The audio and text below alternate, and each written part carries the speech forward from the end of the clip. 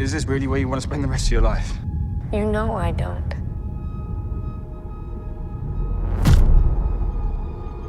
Then this is our only ticket out of here. The Alien Romulus trailer has been released, and overall it's been received pretty well by most people online. But for a lot of us, the trailer fell well below expectations. Okay, let's talk about this. So Alien Romulus is the latest movie in the Alien franchise. I'm a huge fan of Ridley Scott's Alien and James Cameron's Aliens, two very different films, but both made very well. I even like David Fincher's Alien 3. As you may know, no one went to go see that movie, and it famously bombed at the box office. Then we got Alien Resurrection. I remember having such high hopes for that movie because Sigourney Weaver returned as Ripley, and it promised to be more of an action thriller like Aliens, but it just turned into a convoluted mess. Then came the prequels Prometheus, which I liked, and Alien Covenant, which was incredibly stupid and boring. Now we have Alien Romulus, and it's the first film in 27 years that's not a prequel or a stupid Predator crossover movie.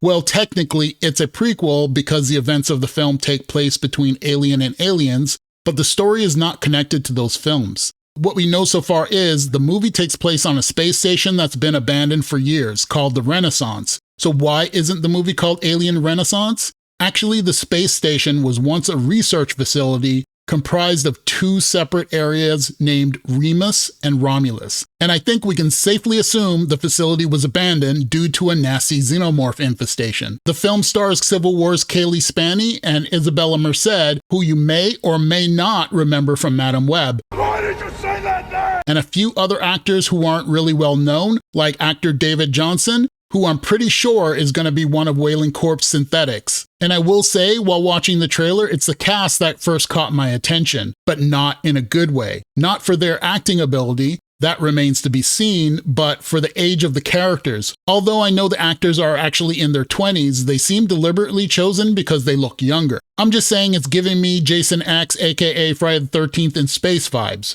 Guys, it's okay. He just wanted his machete back. But it's entirely possible that their age plays a role in the storyline. In the trailer's opening scenes, it appears they're departing from a place they're eager to leave behind. Perhaps Wailing Corp, but the establishing shot bears a striking resemblance to a Tyler Corporation building from Blade Runner. This could imply that Ridley Scott's Alien and Blade Runner movies are set in the same universe. We'll have to wait and see. What we do know is that Alien Romulus is steering the franchise back to its original horror roots. This is precisely what horror filmmaker Fede Alvarez pitched to Disney. If you're not familiar with his work, he directed Don't Breathe, a film I thoroughly enjoyed. However, his 2013 Evil Dead reboot was too bloody and graphic for my taste. This new direction for the franchise is said to be different from its previous iterations, and many people online are genuinely excited about it. But the franchise has attempted similar shifts in the past without much success. In fact, two of its biggest flops, Alien 3 and Aliens vs. Predator Requiem, were marketed as horror films. Now that 20th Century Fox is owned by Disney,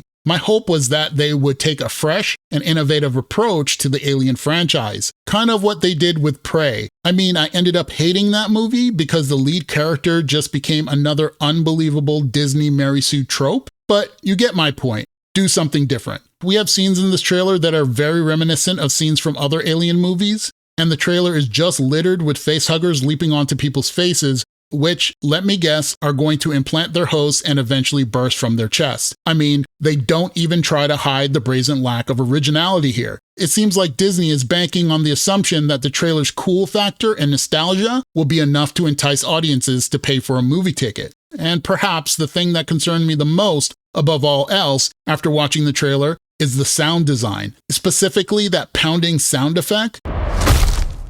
Looping a musical cue or lyric is common in modern movie trailers. They do this instead of having to play multiple songs. And horror trailers that don't play music tend to repeat certain sounds for effect, and this typically works fine. But this trailer does it incessantly, to the point it grated on my nerves. While I understand that this might not represent the final film's sound design and it's just a trailer, I just had to mention it because I found it very annoying and it left me a bit concerned. But tell me, what do you think? Did you enjoy this trailer, or do you share my concerns? Comment below because I really want to know what you think. For more content like this, smash the like button and hit subscribe to the Cinema Maverick channel, and don't forget to click the bell icon to get new updates. Thanks for watching, and I'll see you in the next video.